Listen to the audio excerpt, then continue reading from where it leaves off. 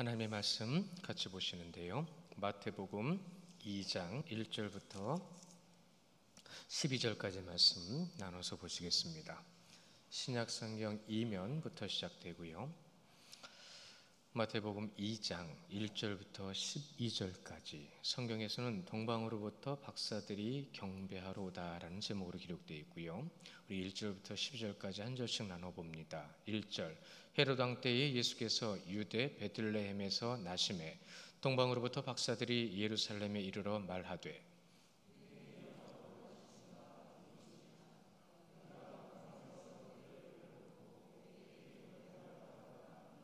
헤롯 왕과 온 예루살렘이 듣고 소동한지라.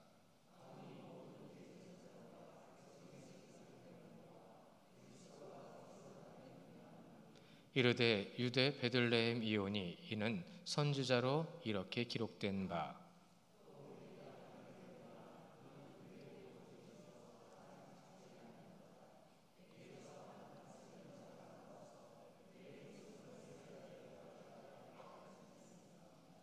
이에 헤롯이 가만히 박사들을 불러 별이 나타난 때를 자세히 묻고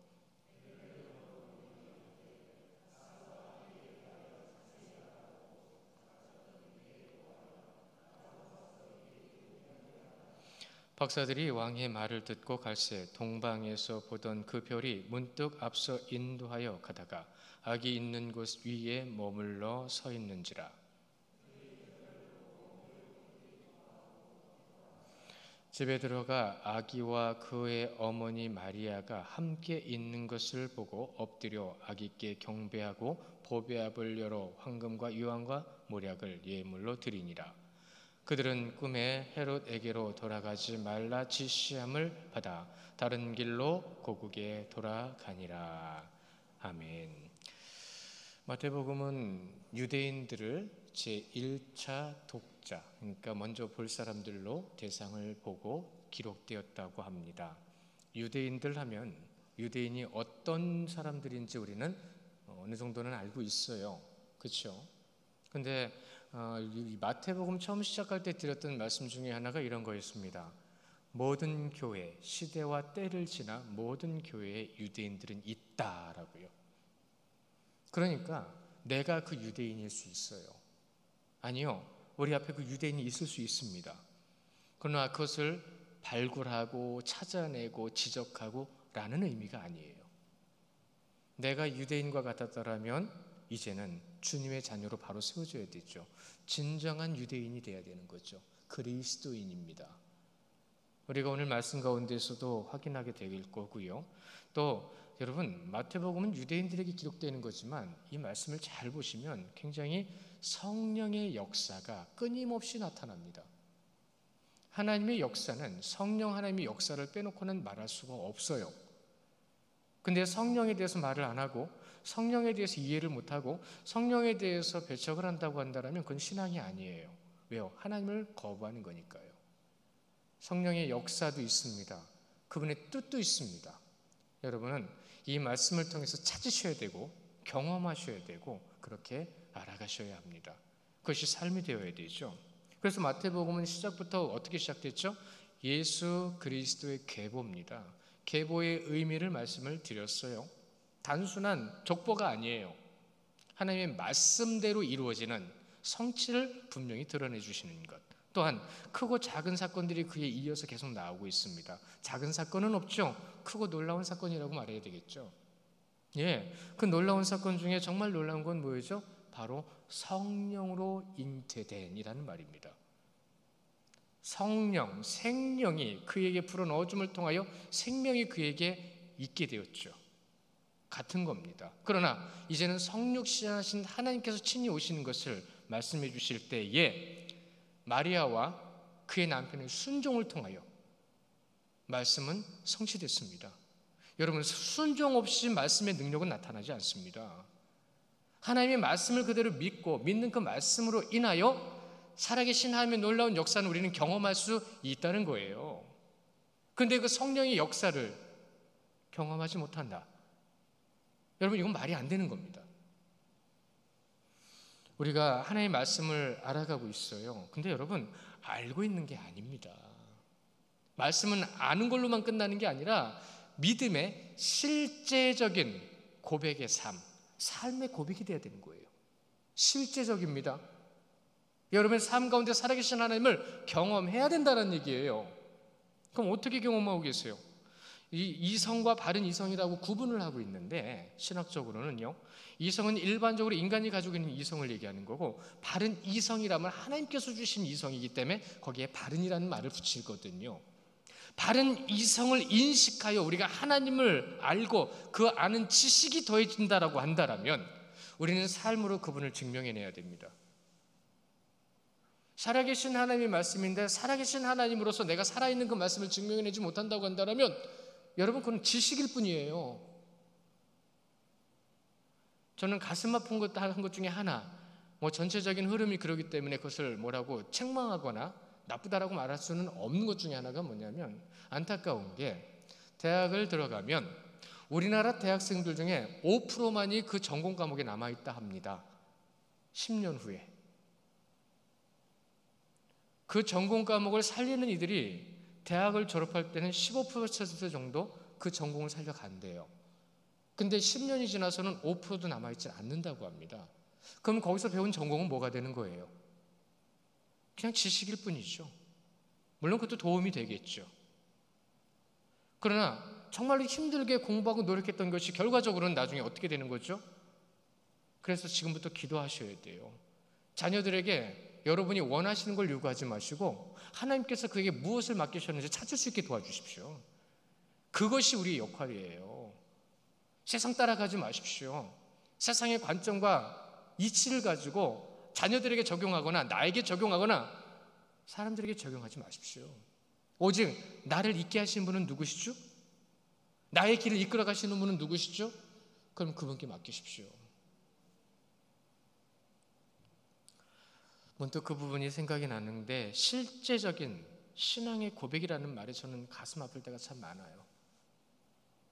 사실 저도 직장생활 10년이나 하고 나서 신학을 시작을 했어요. 물론 좋은 과정이고 좋은 경험이고 저에게 좋은 도움들이 돼요.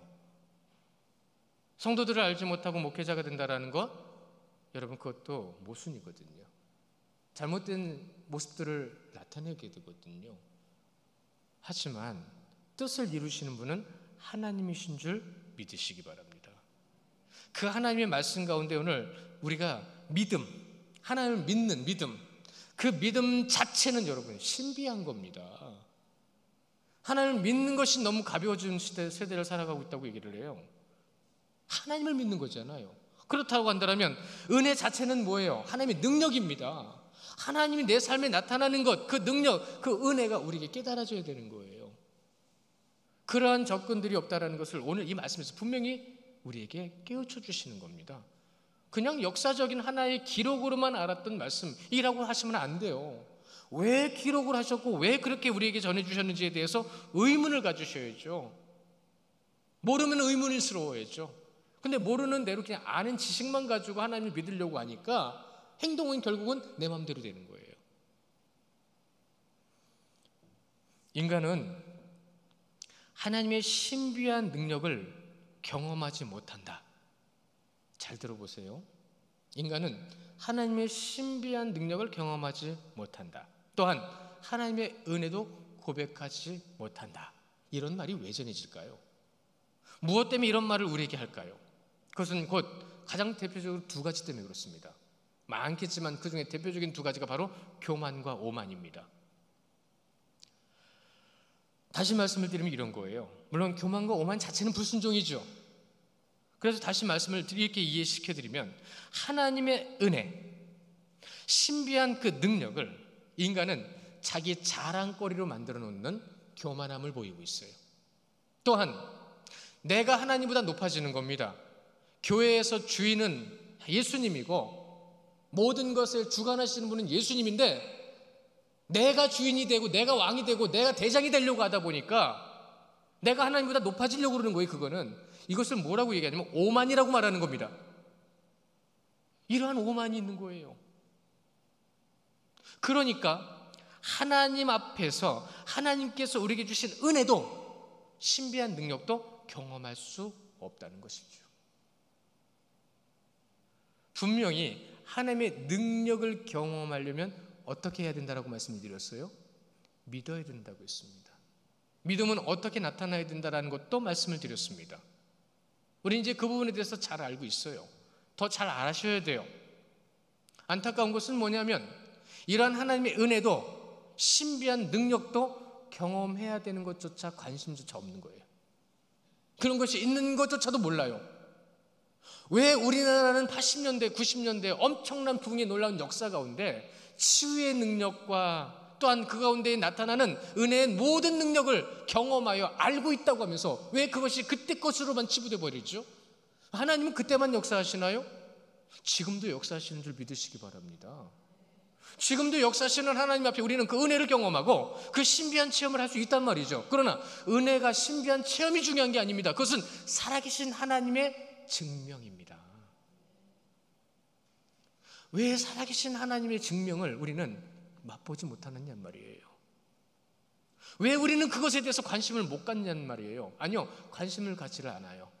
가져야 되는 줄도 모르는 거예요. 제가 참 가슴 아픈 것 중에 두 가지를 좀 말씀을 드리면 이런 거예요. 하나님이 그 놀라운 것을 경험했는데 오히려 경험하지 못한 이들이 경험한 자들을 무시하고 멸시하는 거예요. 좀 많이 봤습니다. 속으로는 그랬어요. 하나님을 몰라도 저렇게 모를까? 그래서요, 제가 목사니까 이렇게 말씀을 드리죠. 방언 못하는 목사가 방언하는 성도들 기도, 목줄을 막아버렸습니다. 좀 거칠게 말씀드렸나요? 교회에 방언이 지금 나오질 않아요. 여러분, 방언은 성경에 있는 겁니다. 성령의 강림 때 거기는 모든 성도들이 방언을 하면서 그들이 같은 말, 하나님의 언어로 하나 되는 순간이었습니다. 너희들이 어찌 우리말을 아느냐? 그러면서 각지에서 온 사람들이 어떻게 우리말을 할 줄 아냐고 물어보며 의문을 가졌습니다. 그것이 교회의 시작이었습니다. 흩어진 언어들이 하나로 모여지는 성령의 강림의 역사였습니다. 그것을 증명하는 것이 바로 방언이었습니다. 방언도 못하면서 무슨, 이것도 잘못된 겁니다. 하나님의 주권으로 주시는 건데 받았다고 교만하게 자랑하죠? 못 받았다고 무시하며 오만하죠? 하나님의 주권을 무시하는 겁니다. 이것이 얼마나 잘못된 것인지조차도 깨달지 못하는 거예요. 이것이 바로 말씀만 알고 하나님의 은혜를 알지 못하는 무지에서 나오는 겁니다. 머리로만 하는 거죠. 삶으로는 모르는 거예요. 하나님께서 성경에 기록하게 하신 이 저자들 있죠. 창세기부터 요한계시록까지 이것을 기록하게 하신 이 저자들, 그들은 이미 삶으로 그 모든 은혜를 경험한 자들입니다. 그 삶으로 경험한 자들의 기록을 우리는 보고 있는데 우리는 우리 마음대로 입을 열고 있는 거예요. 내가 하고 싶은 말만 하고 있는 거예요. 내가 알고 있는 대로만 말하는 것이 옳은 줄 아는 거예요. 그렇게 경험한 하나님을 인간들에게 깨닫게 하기 위해서 여러분에게 주신 특별한 총 중에 이 주의 말씀 있잖아요. 이 말씀을 보지도 않고 살아간다. 성도라고 할 수 있을까요?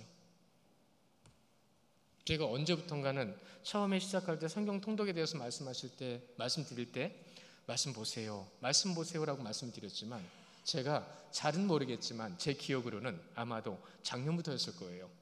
어떻게 성도가 말씀도 안 보고 삽니까? 라는 말씀을 하기 시작했어요. 어떻게 그리스도인이 그리스도의 말씀을 보지도 않고 하루를 살아갑니까? 그것이 그리스도인입니까? 기도도 안 하는 것이 그리스도인입니까? 하나님 앞에 예배하지도 않는 삶이 성도입니까?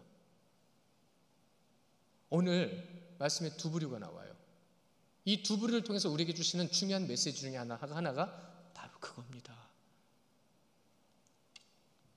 예수 그리스도의 계보의 목적, 성령의 잉태하심, 마리아와 요셉의 순종을 통해서 하나님의 말씀이 성취되었다라는 것을 우리는 말씀을 통해서 경험한 자들의 기록을 눈으로 보고 있습니다.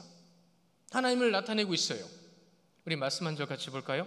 사무엘상 15장 22절 말씀인데요, 새벽 예배 잘 나오신 분들은 말씀 기억하실 거고, 말씀 보시는 분들도 그럴 거고, 함께 봅니다. 시작. 사무엘이 이르되 여호와께서 번제와 다른 제사를 그의 목소리를 청종하는 것을 좋아하심같이 좋아하시겠나이까? 순종이 제사보다 낫고 듣는 것이 순양의 기름보다 나으니. 아멘. 이 말씀은 두 대목으로 나눠지죠. 같은 말씀입니다. 제사, 다른 제사라는 것은 엉뚱한 제사를 얘기하는 게 아니라 여러 가지 제사가 있죠. 뭐 화목제가 있고 번제가 있고 속죄제가 있고 속건제가 있고 이러한 것을 얘기하는 겁니다. 그러니까 번제와 그 모든 다른 제사를 하나님의 말씀을 청종하는 것보다 하나님께서 좋아하시겠느냐고요. 청종이라는 것은 그냥 듣는 걸 얘기하는 게 아닙니다. 듣고 행하는 걸 얘기하는 거예요. 청종을 좋아하십니다. 제사를 좋아하시는 게 아니에요. 그래서 하신 말씀이 그겁니다. 순종이 제사보다 낫고, 그렇죠? 또한 듣는 것이 순양의 기름보다 낫다고 하셨습니다. 듣지 않으면 모릅니다. 사무엘이 사울에게 한 말이에요. 사무엘이 사울에게 한 말이라는 이 말이 굉장히 중요한 의미가 있는 겁니다. 왜죠? 제사와 예배는 잘 들으셔야 돼요. 또 나중에 이것만 기억하시고 우리 목사님 이상한 소리 했다고 하지 마세요. 이 제사와 예배가 중요한 게 아닙니다. 제사와 예배를 통하여 내가 하나님을 믿고 있다는 것을 증명해내는 겁니다. 무슨 얘기인지 아시겠죠? 여러분은 예배의 중요한 요소들을 통하여 내가 하나님을 믿고 있다는 것을 실천하는 거예요. 삶으로 드러내는 거예요. 하나님이 왜 짐승을 잡아서 하나님께 제사를 드리라고 했을까요? 네 죄를 보라고 하신 거예요. 다시는 죄 짓지 말라고 하신 거예요. 우리가 예배를 합니다.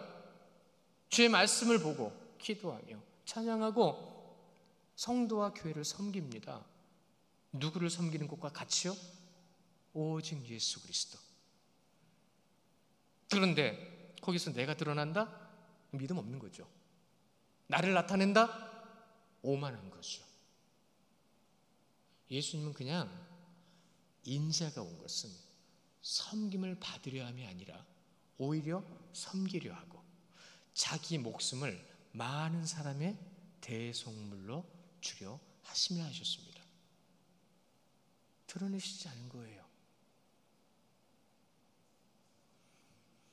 하나님께서 말씀하신 것 가운데 여러분, 하나님이 사람을 버리셨나요? 사람이 하나님을 버렸나요? 잘 생각하세요. 사울이 하나님을 먼저 버렸습니다. 사울이 먼저 지 맘대로 행동했습니다. 하나님 버린 거예요. 그래서 하나님도 그를 버리셨습니다. 그러나 그냥 버리시지 않았어요. 계속 메시지를 주셨습니다. 그러지 마라. 그러지 마라.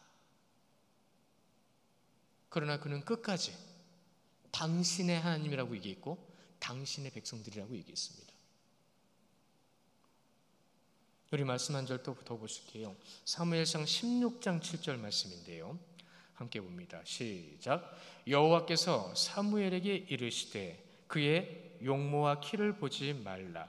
내가 이미 그를 버렸노라. 내가 보는 것은 사람과 같지 아니하니 사람은 외모를 보거니와 나 여호와는 중심을 보느니라. 무슨 말씀인지 아시죠? 여러분, 오늘 새벽에도 그런 말씀 드렸는데 여러분 눈에 보기 좋은 사람한테 잘해주지 마십시오. 그게 바로 여러분 인본주의입니다. 인본주의. 여러분 눈에 보기 좋은 사람한테 잘하지 마시고 여러분 눈에 안타깝고 도움이 필요할 것 같은 사람에게 잘해주십시오. 그러나 눈치 못 채게 하십시오. 섬김은 그런 겁니다. 그 사람에게 연민 갖지 마십시오. 불쌍히 여기지 마십시오. 그 사람을 섬기는 겁니다. 교회가 이런 걸 못하기 때문에 지금 교회 안에 얼마나 나쁜 풍토들이 생겼는지 아십니까?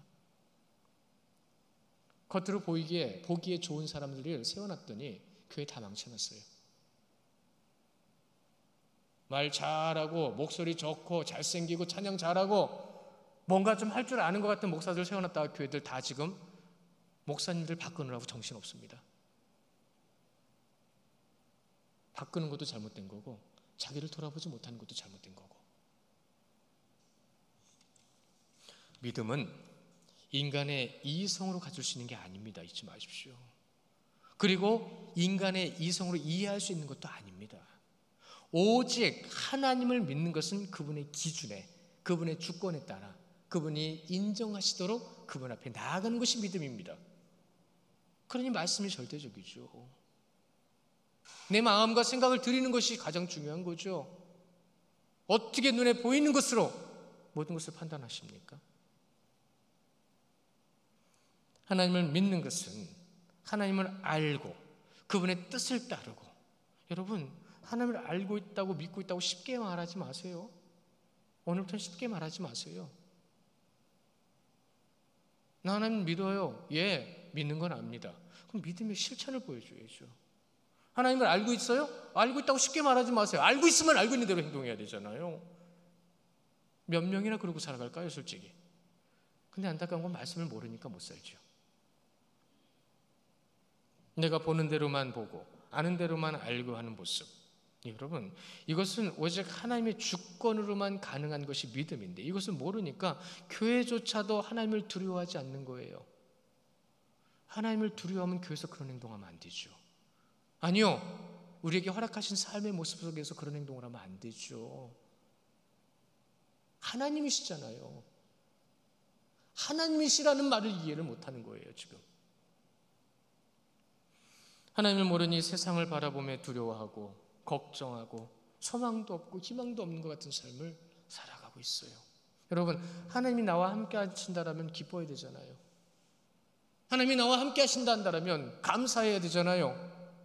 그럼 여러분의 삶 가운데 정말로 하나님이 여러분과 함께 하시기 때문에 그 기쁨과 감사가 있으시냐는 말입니다. 있으십니까? 그것이 여러분의 믿음을 여러분 스스로 점검해 볼 수 있는 기준이 되기도 합니다. 나는 왜 기쁨이 없지? 나는 왜 감사가 없느냐 말이야. 전능하신 하나님이 여러분과 함께 하시는데 여러분의 길을 이끌어 주시는 줄 믿으시기 바랍니다. 여러분의 길을 이끌어 주시는 그 하나님을 믿어야만 그 은혜가 나타납니다. 오늘 말씀에서도 하나님께서 행하신 놀라운 역사를 우리는 보고 있어요. 하나님의 사람, 하나님은 사람을 들어 쓰세요. 잊지 마세요. 안 그러면 창조해낼 필요가 없어요. 하나님을 여러분을 통해서 드러내기를 원하세요. 그럼 여러분을 쓰신단 말이에요. 여러분을 쓰실 때 하나님이 여러분을 어떻게 쓰시는지 여러분은 스스로도 그것을 알아갈 수 있어야 돼요. 오늘 말씀에 두 부류가 나오죠. 어떤 부류예요? 대표적으로 헤롯 왕이 나옵니다. 또 하나는 누가 나오죠? 동방박사가 나옵니다. 이 두 사람의 두 부류의 모습을 우리는 이제 확인하게 되는데, 이들이 누구죠? 얼마나 알고 계세요? 이들이 뭐 하는 사람들이에요? 여러분, 역사의 기록이 굉장히 많이 나와 있습니다. 굉장히 많이 나와 있는 이 역사의 기록을 전해주지도 않고 보려고도 하지 않으니까 그냥 단순히 이런 사람들이 있었고 주님이 이렇게 오셨어 라는 말로 끝나버리니까 우리는 가벼운 거예요. 말씀이 그냥 지식일 뿐인 거예요. 어떻게 이들이 쓰임받았나? 여러분, 이 헤롯 왕과 동방박사의 모습에서 드러나는 신앙의 특징을 여러분 보실 수 있어야 됩니다. 접근하는 거죠. 특징, 신앙의 특징, 인간 중심으로 하나님의 말씀이요 라고 말하는 이 헤롯, 함께하는 모든 예루살렘, 이들은 여러분 종교인입니다. 종교인. 그러나 동방박사, 하나님 중심으로 그분의 말씀을 들은 대로 믿으면서 주님께로 나와 하나님의 말씀이요 라고 했던 그 동방박사들은 신앙인입니다. 이것을 이제는 여러분이 아시겠지만 접근해 나가죠. 하나님의 말씀이 무엇인지 알지 못하는 교회의 모습은 너무나도 많아져요. 지금도 많습니다. 그러다 보니까 교회의 본질에서 벗어난 것을 가지고 영적 무지함을 자랑하는 시대라고 말을 합니다. 영적 무지함으로 그것을 자랑하는 시대. 그게 뭔지도 모르는 거예요. 왜 그걸 하는 거예요? 여러분, 예배를 돕기 위해서 행사가 있고 프로그램이 있는 겁니다. 여러 가지 모습이 있는 겁니다. 그런데 그것이 하나님이 기뻐하시는 겁니까? 여러분이 좋아서 하는 겁니까? 이거 분별하셔야 됩니다. 이것을 분별하지 않으면 여러분, 우리는 인본주의 신앙을 가지고 있는 거예요. 분별이라는 것이 없으면 인본주의인 거예요. 아니요, 접근이 없으면 하나님이 기뻐하시는 건가? 내가 좋아서 하는 건가? 우리는 예수님이라면 어떻게 하실까? 이번 올 한 해 우리 표를 가지고 외치고 있죠. 왜 외치세요? 왜 저는 그걸 가지고 여러분한테 외치라고 말씀드리는 거예요? 그 이유와 목적을 아셔야 됩니다. 우리가 예수님이라면 어떻게 하실까라는 것을 오직 모든 기준은 예수님께 있다는 거예요. 예수님께 그 모든 기준이 있고 우리가 그것을 외치고 확인함을 통하여 나를 바로 세우는 겁니다. 단순히 주일만 예수님은 어떻게 하실까라고 하는 게 아니에요. 여러분이 호흡하는 모든 순간 속에서 과연 예수님께서 그것을 기뻐하실까? 예수님께서 이것을 원하시는 것일까? 그렇게 하시라는 거예요. 1절에 보시면 이제 역사적으로 헤롯 왕이라고 나오죠. 헤롯 왕 때에 그때도 하나님이 정하신 때입니다. 왜요? 여러분, 그때를 보시면 그 어느 때보다도요, 역사적인 기록에 보면 메시아를 갈망했던 시대예요. 힘들고 어려운 정치인들의 폭정을 통해서 너무 힘들고 어려워서 메시아를 기다렸던 시대. 그 시대에 헤롯이라는 사람이 있었습니다. 그는 자기를 왕이라고 불렀어요. 여러분, 로마의 통치잖아요. 로마의 통치라고 한다면 로마의 왕이 있었습니다. 여러분 잘 아시는데 로마의 왕이 누구였어요? 가이사의 것으로. 가이사가 왕이었습니다. 그런데 어떻게 헤롯이 왕이라는 말을 할 수가 있죠? 그는요, 엄청난 정치꾼이었어요. 정치꾼. 원로원, 실질적인 실체인 원로원에게 뇌물을 매기고 정치적인 로비를 통해서 유다 땅에서는 왕이라고 부를 수 있게 해달라고 그들을 미혹시켰어요. 세뇌시켰다고요. 그래서 허락했어요. 그래서 유대의 왕 헤롯 왕이라고. 헤롯이 이름이 아니에요. 왕이란 뜻이에요. 그것도 아들도 헤롯 왕, 그 아들도 헤롯 왕이었습니다. 온갖 방법을 다 동원해서 그 자리를 지키기 위해서 폭정을 했던 일. 유대인들을 갖다가 자기 사람으로 만들려고 성전을 재건해서 헤롯 성전이라고 이름을 붙이고, 그렇죠, 유대 베들레헴에 그때에 아기 예수가 태어났습니다. 우리 1절에 보시면 헤롯 왕 때에 예수께서 유대 베들레헴에서 나심에 동방으로부터 박사들이 예루살렘에 이르러 말하되. 동방 박사가 지금 예루살렘에 도착했다는 겁니다. 동방이라는 말 잊지 마셔야 돼요. 잘 들으셔야 돼요. 왜요? 이 동방이라는 말은 곧 이방인의 땅이라는 뜻입니다. 이방인의 땅, 그 동쪽에 어느 나라가 있죠? 여러분이 살고 계신 바벨론, 메데, 페르시아, 그 후에 그것을 정복했던 파르티아, 이곳이 있던 땅입니다. 그것을 얘기하는 겁니다. 그곳에서 동방박사가, 그 이방인의 땅에서 죄를 상징하는 그곳에서 동방박사가 왔어요. 동쪽에서요? 우리 성경에 보면 동쪽이라는 말이 굉장히 많이 나오거든요. 창세기부터 초반에 나와 있는 몇 가지 구절만 좀 우리가 보고 넘어가 볼까요? 창세기 3장 24절인 말씀입니다. 우리 함께 보실까요? 시작. 이같이 하나님이 그 사람을 쫓아내시고 에덴 동산 동쪽에 그룹들과 두루 도는 불칼을 두어 생명나무의 길을 지키게 하시니라. 아담과 하와가 쫓겨났습니다. 어느 쪽으로 쫓겨났다고요? 동쪽으로 쫓겨난 겁니다. 그래서 그 동쪽에 그룹들과 불칼을 통해 지켜 출입 못하게 한 겁니다. 우리 한 절 더 볼까요? 창세기 4장 16절 말씀입니다. 시작. 가인이 여호와 앞을 떠나 에덴 동쪽 높 땅에 거주하더니. 가인이 누구예요? 인류 최초의 살인자입니다. 근데 그가 어디로 갔대요? 동쪽으로 갔대요. 창세기 13장 11절 말씀입니다. 시작. 그러므로 롯이 요단 온 지역을 택하여 동으로 옮기니 그들이 서로 떠난지라. 동으로 옮긴 그곳이 소돔과 고모라입니다. 다 동쪽에 있어요. 여러분 잘 아시는 이스마엘도 동쪽으로 갔습니다. 우리가 오늘 이 말씀 가운데 성경의 역사를 통해서 인간의 범죄를 통하여 동쪽으로 가게 되는 것을 우리는 확인할 수 있는데, 이스라엘의 불순종으로 그들이 포로가 되었거든요. 그리고 그들이 포로가 돼서 동쪽으로 끌려간 곳이 어딘지 아십니까? 그곳이 바로 바벨론입니다. 그런 동쪽에 동방박사가 왔어요. 근데 그 동방박사들이 무엇 때문에 이곳에 오게 되는지 오늘 우리 말씀 가운데 보고 있습니다. 무엇 때문에요? 예수님을 경배하기 위해서. 고대 근동에 동방박사라고 한다면 지금으로는 천문학자들이에요.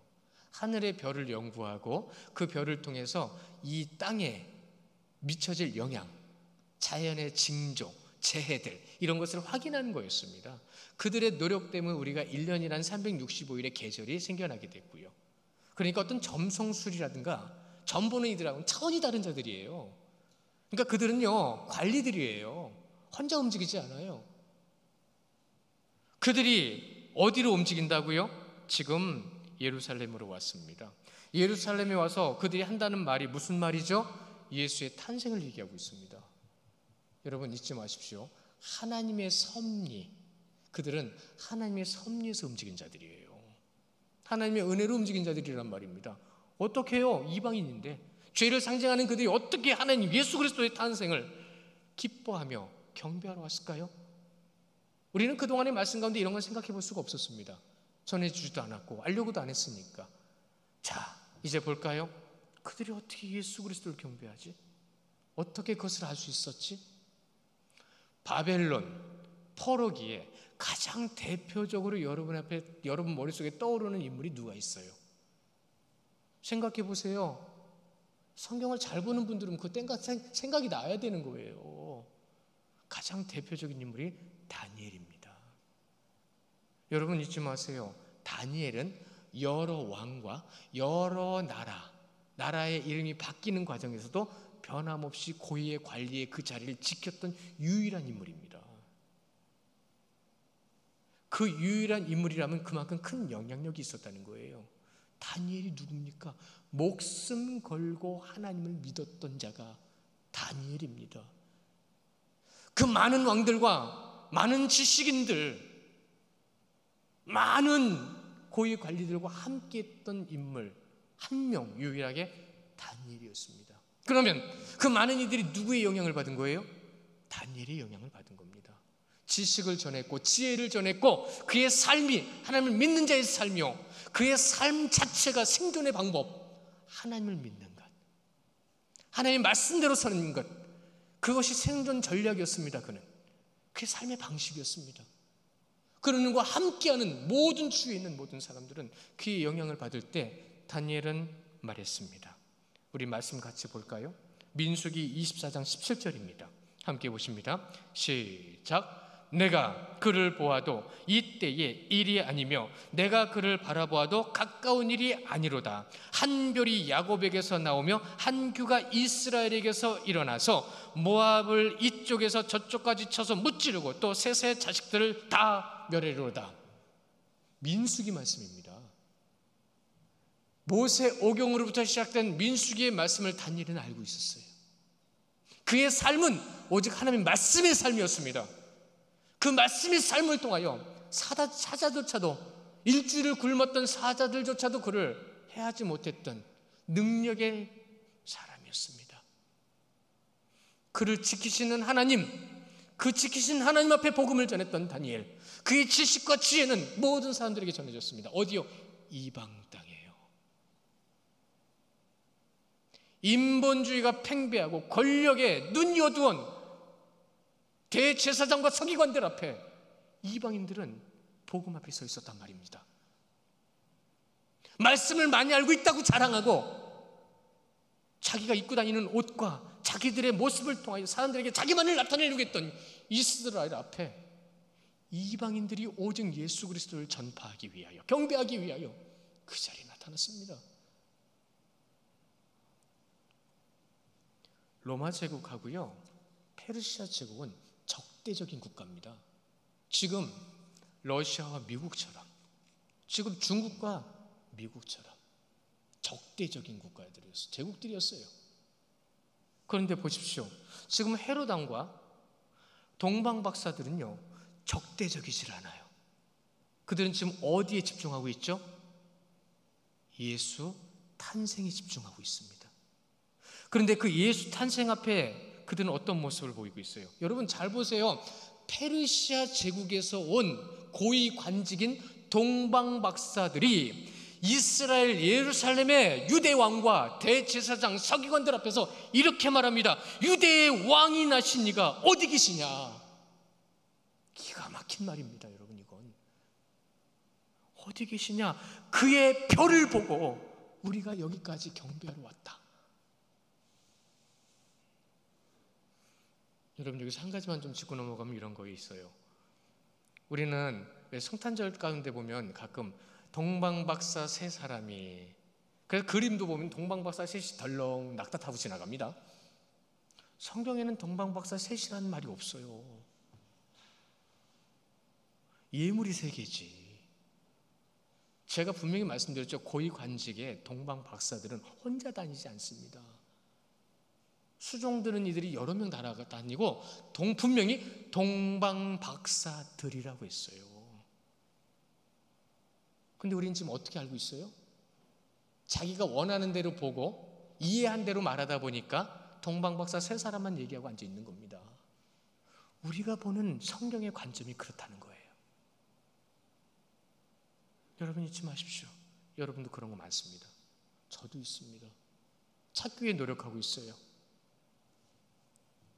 자, 그런데 메시아를 향한 동방박사, 그들의 여정은 경건한 거였습니다. 경건했습니다. 오직 예수 그리스도를 경배하기 위해서. 그런데 그들 앞에 소동이 일어났습니다. 그들의 소동이 여러분 3, 4절에 이렇게 기록되어 있죠. 우리 3, 4절 같이 읽어볼까요? 시작. 헤롯 왕과 온 유대 예루살렘이 듣고 소동한지라. 왕이 모든 대제사장과 백성의 서기관들이 모아 그리스도가 어디서 나겠느냐 물으니. 소동이 일어났습니다. 뭐 때문에 소동이 일어났어요? 예수님께서 태어나셨대요. 예수님께서 태어나신 그 가운데 소동이 일어났는데 헤롯 왕과 온 예루살렘, 여러분 헤롯 왕과 온 예루살렘, 헤롯은 헤롯이고요, 온 예루살렘은 대제사장과 서기관을 얘기합니다. 헤롯은 자기가 그 자리에 올라가기 위해서, 여러분이 그 아내는 잘 모르시겠지만 미리암네라고 하는 아내 있었어요. 두 아들이 있었어요. 자기가 그 자리에 올라가기 위해서 걸림돌이 된다고 죽여버렸어요. 그런 사람입니다. 대제사장과 서기관은 어떤 사람들이에요? 그의 눈에 잘 보이기 위해서 말씀보다는 그들 앞에 손을 비볐던 사람들입니다. 그들이 지금 소동을 일으켰던 건, 자, 질문 드립니다. 경배입니까? 배척입니까? 이방 땅에 죄를 상징하는 동방박사들은 예수 그리스도께서 예수 그리스도의 탄생을 보고 와서 지금 경배하고 있습니까? 배척하고 있습니까? 여러분은 지금 어떻게 하고 계십니까? 잘 보십시오. 지금 소동하고 있는 이들이 누군지 잘 보십시오. 지금 경배하고 있는 이들이 누군지 잘 보시란 말입니다. 우리 말씀 2절 같이 볼 건데요. 이사야서 9장 6절 말씀입니다. 시작. 이는 한 아이가 우리에게 낳고 한 아들을 우리에게 주신 바 되었는데 그의 어깨는 정사를 메었고 그의 이름은 기묘자라 모사라 전능하신 하나님이라 영존하시는 아버지라 평강의 왕이라 할 것이라. 아멘. 대제사장, 특히 서기관은 이 말씀 알고 있었습니다. 또 한 절 보실까요? 미가서 5장 2절 잘 아시는 말씀이죠. 시작. 베들레헴 에브라다야, 너는 유다 족속 중에 작을지라도 이스라엘을 다스리는 자가 내게서 내게로 나올 것이라. 그의 근본은 상고의 영원에 섰느니라. 아멘. 이것이 바로 서기관이 헤롯에게 한 말입니다. 알고 있었단 얘기예요.